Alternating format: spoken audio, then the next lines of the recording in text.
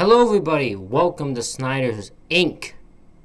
And today we continue the series of disturbing things from around the internet. We have number 6, part 6 in store for you. So let me get this up here. You see right there popping up like that. This also features a YouTuber named Scare Theater, who I actually don't know. So, yeah, that's it. I don't know him. So, we're going to have to get into that. Are you guys ready? I'm ready. Let's go.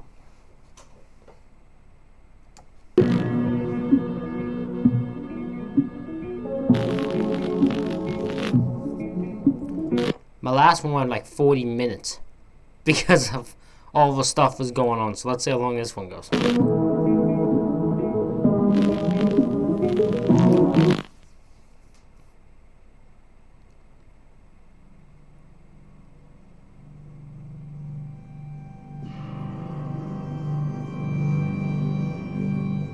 If you've spent even the smallest bit of time on the internet, then you've most likely encountered a creepy thing or two, either being shared, archived, or just out of happenstance.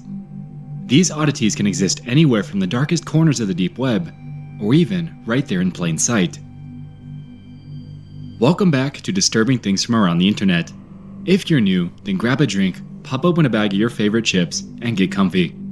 This is my series that dives into You can do that. I can't. I'm gonna react. bite-sized, creepy, and disturbing internet oddities from all over the internet. If you'd like to get caught up, I have a dedicated playlist on my channel to ensure that you have hours of content to fish through. This one drove me insane. I lost my. Oh God, most of them are gonna be so annoying. Let's see how this one goes. That'll surely leave you up at night. With that out of the way, it's time, with our guest, Scare Theater, to dive into 5 more, hand-picked, and disturbing things from around the internet. Go subscribe to Scare Theater. Tell me what he's like. I don't know what he's like. Go tell me what his videos are like.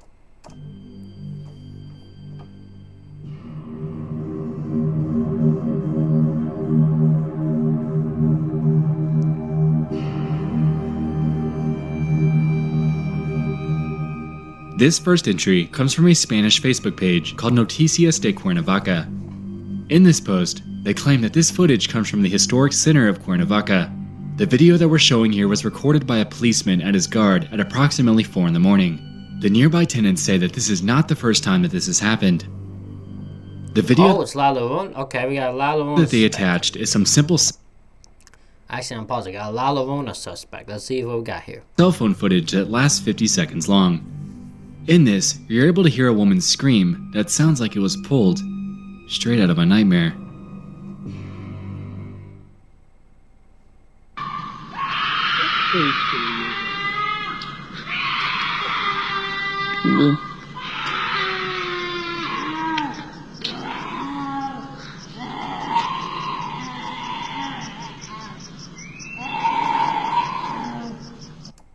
Is it coming from her? She might just be an ugly crier. You ever seen an ugly crier where they just cry and just everything about their cry is just really ugly and scary and just it does not sound right? I think that's what's going on here. That plus she's probably she probably I don't think it's probably La Llorona. I just think there's a woman who has some serious issues that just led to a really terrifying cry.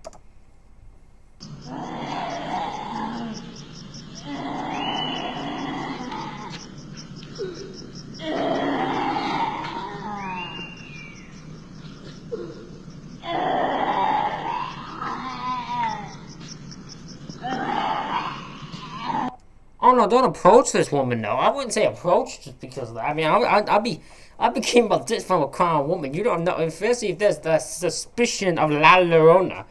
I'd be no. Keep your ass away from this woman.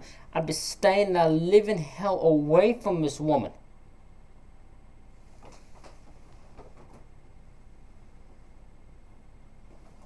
I'd be running for my nah. Cause you stay away from that.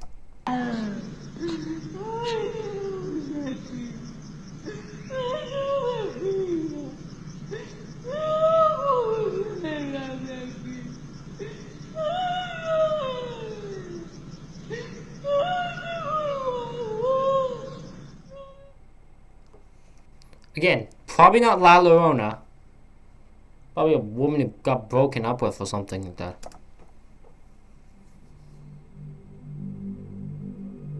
If you're unfamiliar with Mexican folklore, La Llorona, which translates to the Weeping Woman, is a popular urban legend that Now, according to this thing, it's the Wailing Woman. dates back to the 1960s. Legend has it that this woman lost her children and now cries while aimlessly wandering around in search of them. If she's ever encountered No. I think what I've heard it is a woman who killed her children. That's what I've always heard. Is it's a woman who killed her children and now spends her time wandering around looking for them. she's known for causing great misfortune to those that approach her. Whether or not this is an actual spirit screaming or somebody having a manic episode and breaking down in the near distance, it's hard to discount the fact that this scream sounds completely genuine and would undoubtedly freeze you in your tracks if you were ever to hear this yourself. Oh, actually, no, not where I live. No, they probably just walk right by you. It's kind of no care toward people where I live.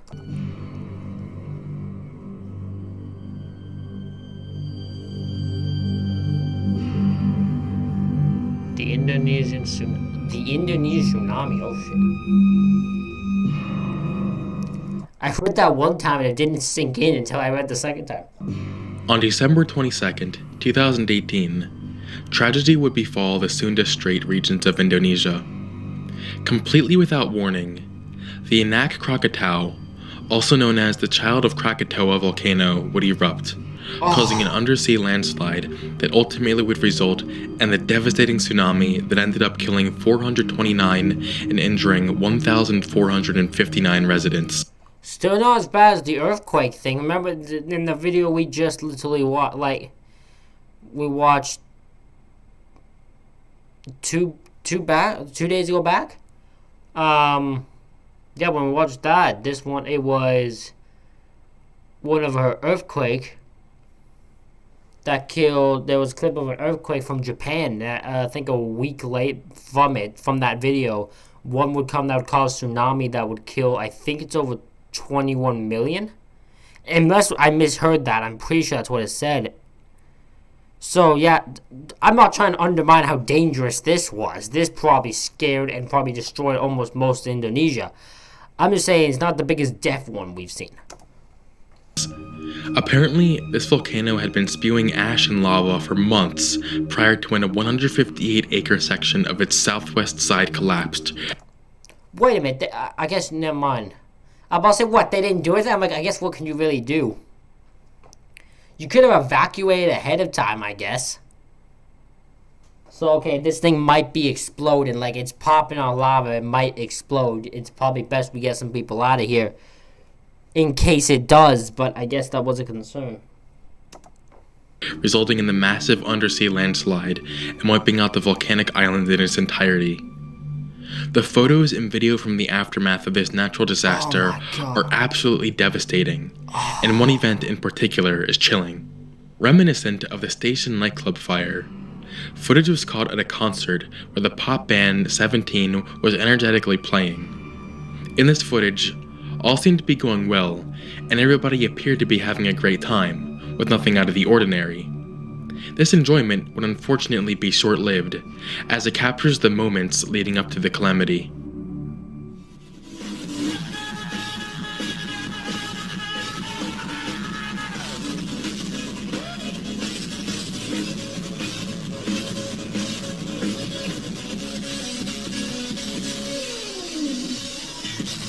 It's business as usual. Nobody knows what's gonna happen. Oh my god. This is probably everyone here's final moments and they have no idea. Oh my god.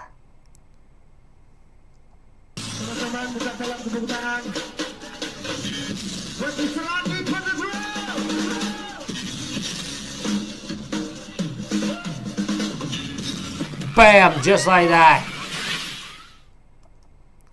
Wow. Oh, man.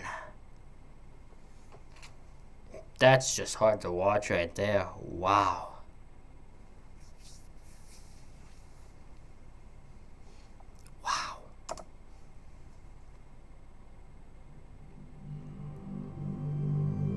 Among the 429 that were killed, 2 of those were in the band themselves. We lost our bassist, Banny, and our road manager, Oki, the lead singer cried. The heartbreaking thing about this entire tragedy was that it was so sudden. No warning, no preparation, no sound for alarm, just Mother Nature in a fit of rage, wiping out everything in sight. Since the event, people have pled to have some sort of volcanic eruption or landslide detection system put into place. Indonesia must build The fact that that has never happened is insane. Because why isn't that a concern? Why isn't that a thing you think should be resolved in Indonesia? Because it probably should.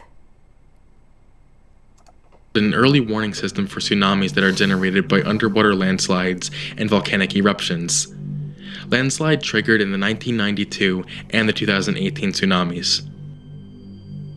As recovery efforts continue, this, alongside every other natural disaster that occurs, is a very humbling example of how helpless we can really be against the unstoppable forces of nature itself. Yeah.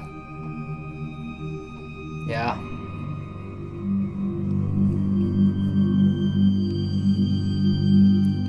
Reasonable suspicion. Oh no. Okay, what do we got? A woman by the name of Maribel Ramos was an Iraq war veteran and college student back in 2013. With a dream of a career in law enforcement, she was taking classes alongside caring for her sick mother.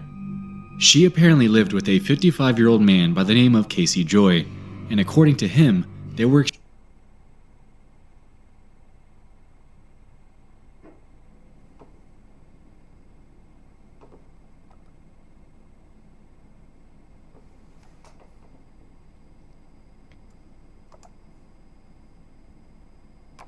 I know why, because the internet's being an asshole. Thinks there's experience and options, find out why. I know why.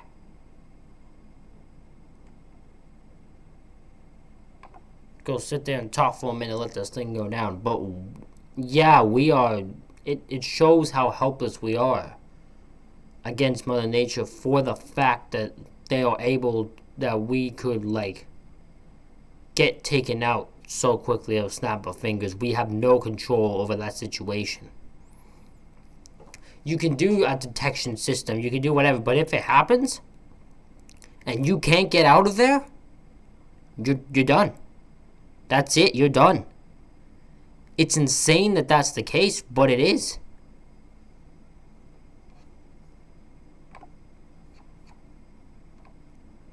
Alrighty, let's get back to the swing of things here.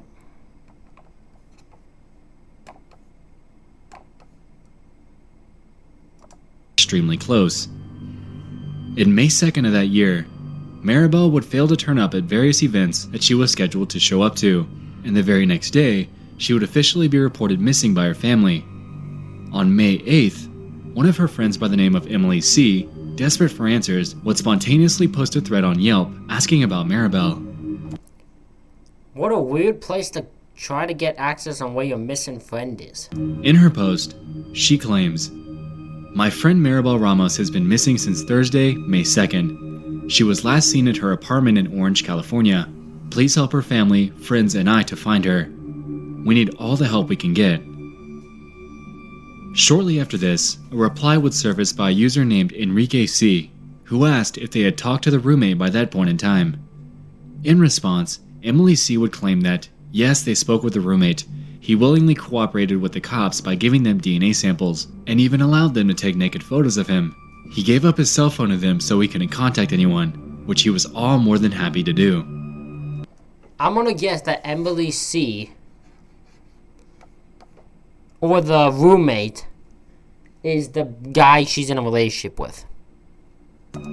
3 days after the exchange between Enrique and Emily, another stranger would interject into the conversation.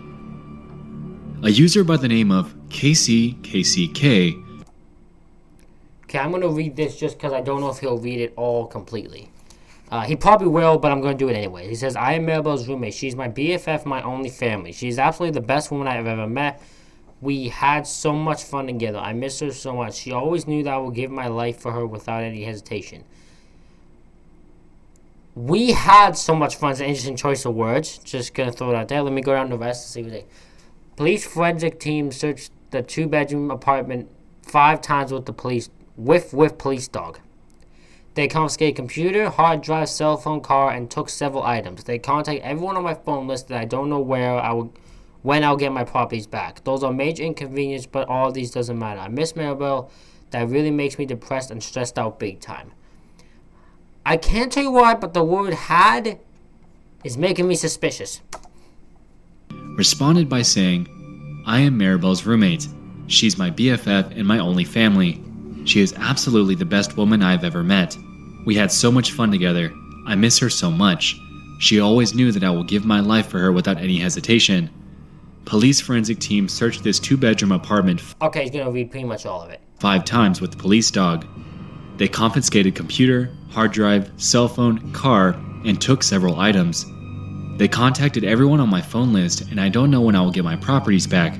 These are major inconveniences, but all these don't matter. I miss Maribel, and that really makes me depressed and stressed out big time. Yeah, so you read all of it, so I didn't need to read all of it, but I wanted to anyways. But I still don't think had so much fun is suspicious.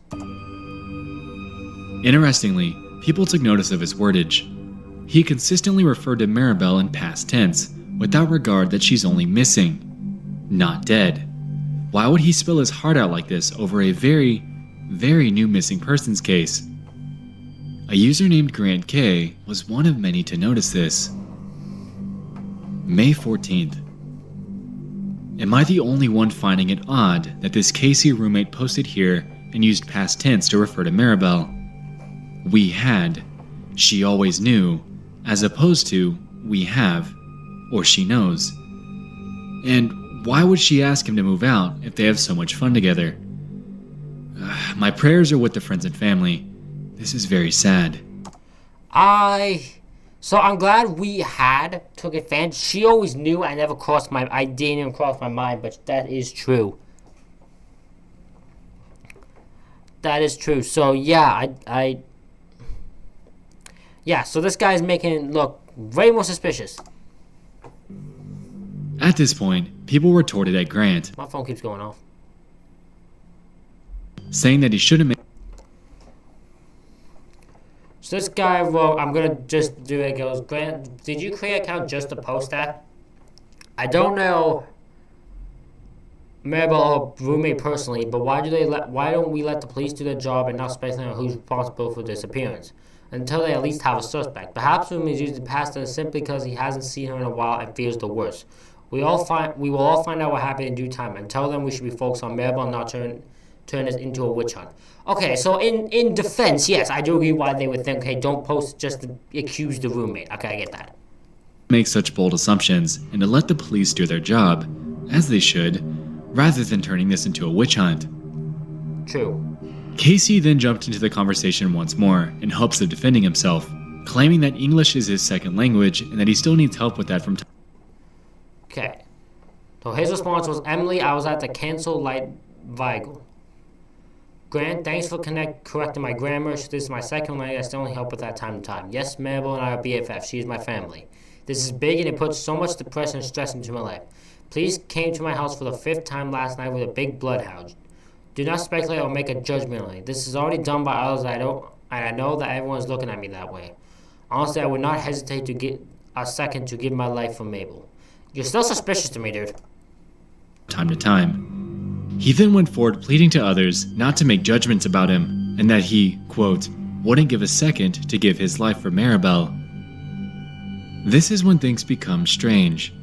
The next day, he posts multiple times, and each one seems to dig him further and further into the hole of suspicion. May 15th. I love Maribel as a friend and a roommate.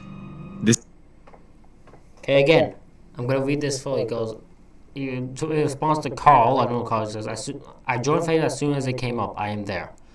To Maribel, yes, I love Maribel as a friend and a roommate. This is how we say at night to each other. Good night, Maribel. Maya, Mayzoon, Mom, and Dad. My profile thought I did because I miss her. That is from one night we went out. I don't say anything wrong putting a photo with your friend and or the one you love.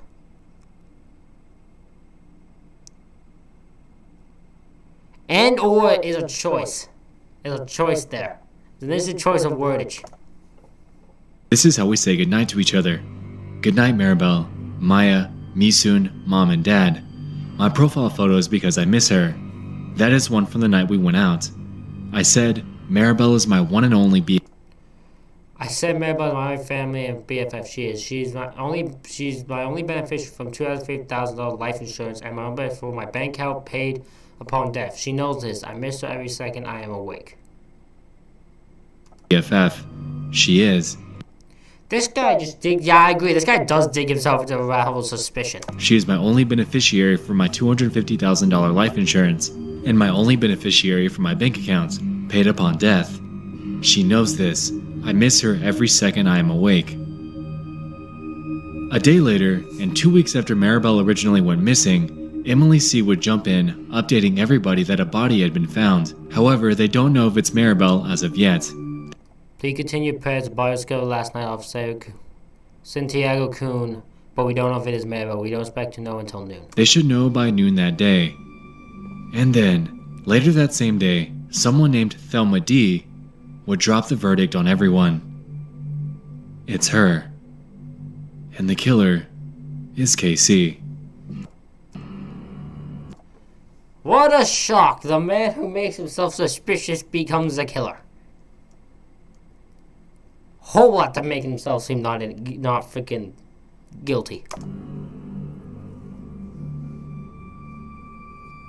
That wasn't a shock. I expected that one. This guy kept making himself look so damn guilty.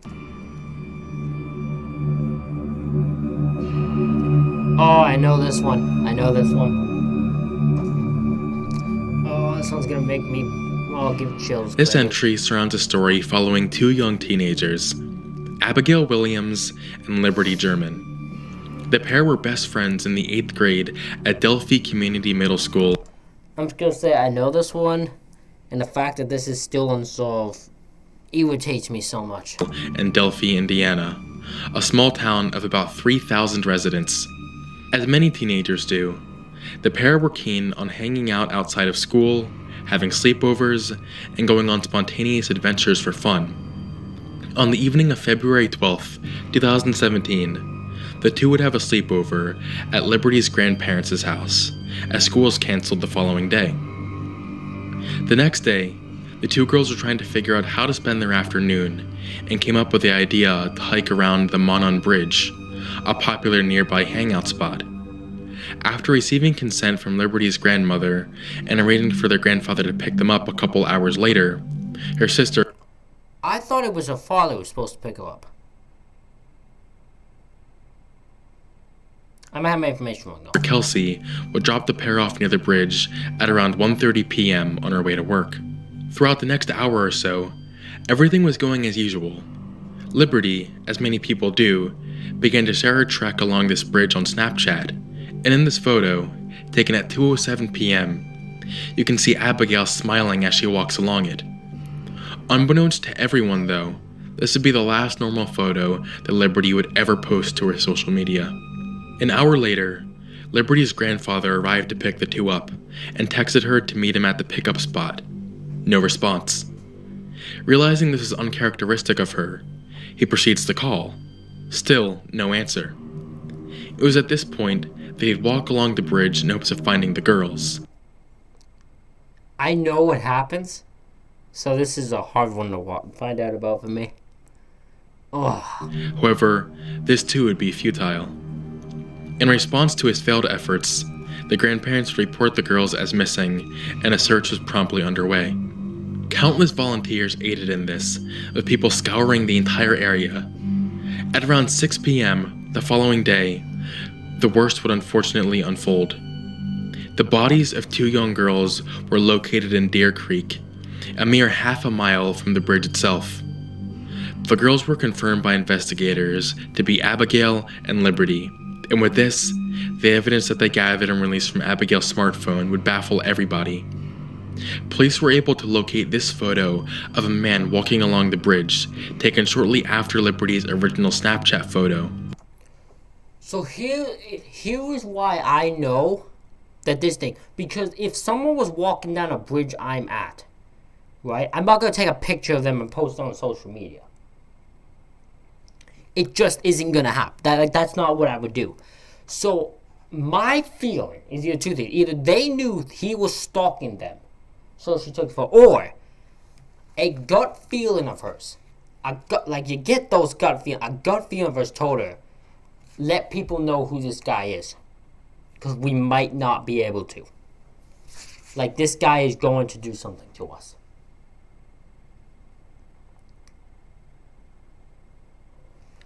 My feeling is he was coming the way they need to go to get out.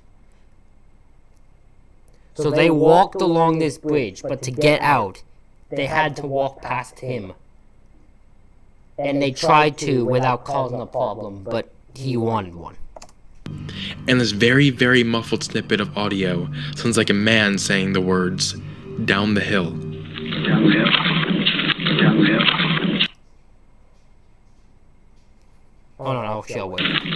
It's been widely speculated that the audio and this man are directly connected to their deaths, and it's very possible that this same man was ordering the girls to go to a specific location down a hill before he ended their lives.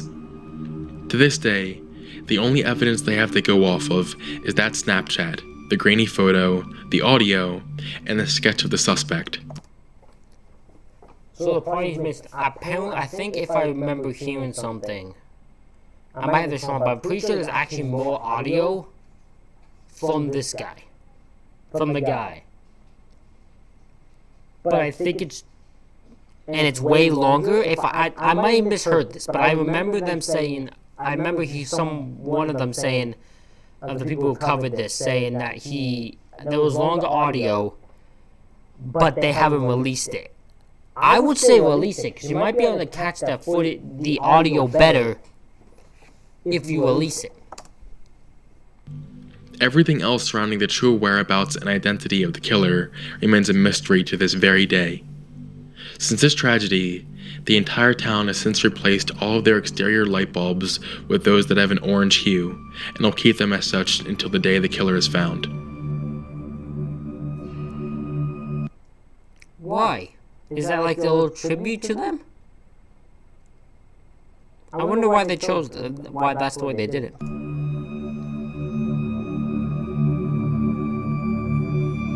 Ruth Price. Okay. Oh, my neck just cracked there. Oh, that sounded not good. Oh, God. Number 5 on our list surrounds an absolutely haunting 911 call made by a woman by the name of Ruth Price. Nope.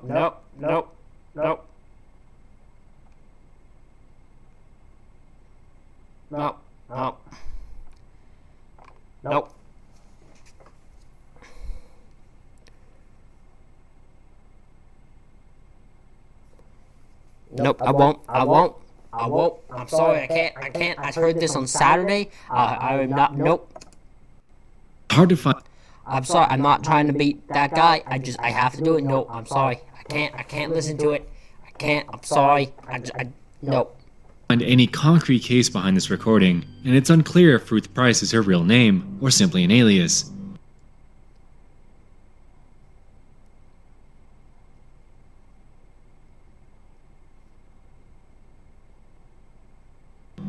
Since the recording, this call has been used in various dispatcher educational courses as a hard lesson to ask for the address of the victim before anything else, since if she would have given it up front, she would likely have been given help sooner, with the sliver of a possibility at still being alive. Okay, I doubt she would still be alive. I don't want to be that guy, but I doubt she'd still be alive, because that guy the person in there clearly seems determined to kill. I'm sorry for not playing the thing, but if you watched the video on Saturday, you saw my react. I agreed. I would play it during that video and that video only. I will not play it during this one. So I will, no. On the other hand, I don't think they were the same, but yes, I do agree they should have asked for the address, because then you might have been able to help with that investigation.